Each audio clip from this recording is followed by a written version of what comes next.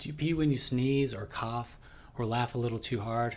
Or maybe you've learned to cross your legs right before you feel a sneeze coming on. Here's the thing. Urinary leakage may seem common, but that doesn't mean you just have to live with it.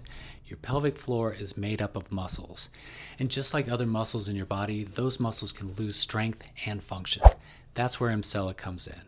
You literally sit in a chair, fully clothed, while electromagnetic energy causes thousands of pelvic floor muscle contractions during a session. No surgery, no needles, and you don't even have to change your clothes.